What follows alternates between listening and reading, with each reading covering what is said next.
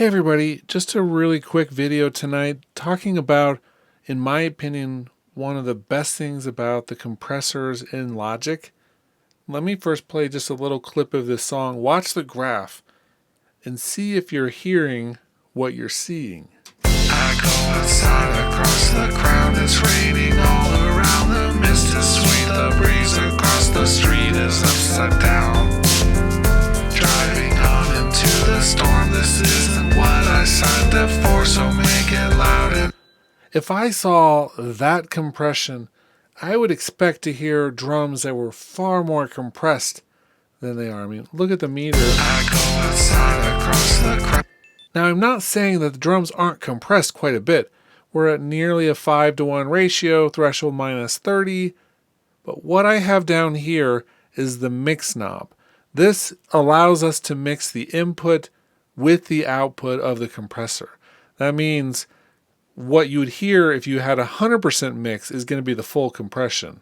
Here's what that sounds like. I go outside across the ground, it's raining all around. The mist is sweet, the breeze across the street is upside down.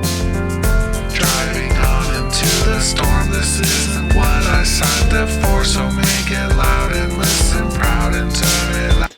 This means I can really crank the compression, get a really heavy compressed sound, and then decide if I want it to have some of the natural peaks and valleys still, or have more of the compressed sound. I can go back and forth and decide which of those that I really like. I go outside across the ground, it's raining all around. The mist is sweet. In fact, one thing we can do, which is pretty cool, say that we actually have finished this song. This is just right now an idea for a verse, but I'm going to go into the automation mode by clicking the A on my keyboard, and I'm going to switch down into the compressor. And now what I can do is come down to the mix option and say I've gotten that just how I like it. But now I can come through and maybe over a period of a transition here, we could actually have that ramp up. Even hear your gentle smile, I had to say that I should never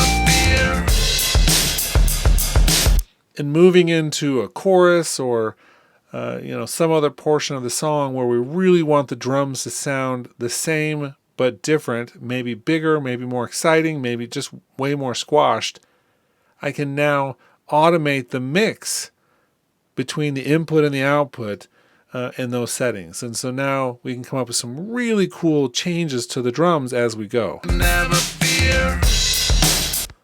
In the context of the song, let's do that here, just in the middle here, so you can hear what that sounds like. I go outside across the ground, it's raining all around. The mist is sweet, the breeze across the street is upside down.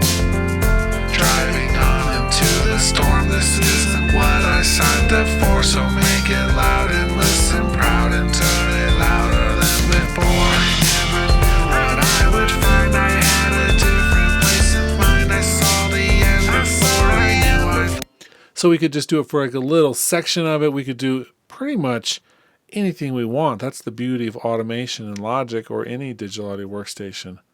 In this case, it's a really effective way to change up the color of our percussion, the drums, in a way that doesn't necessarily A, require a lot of work, and B, change the entire sound of the kit because we're still using the same drums, we're just compressing them differently.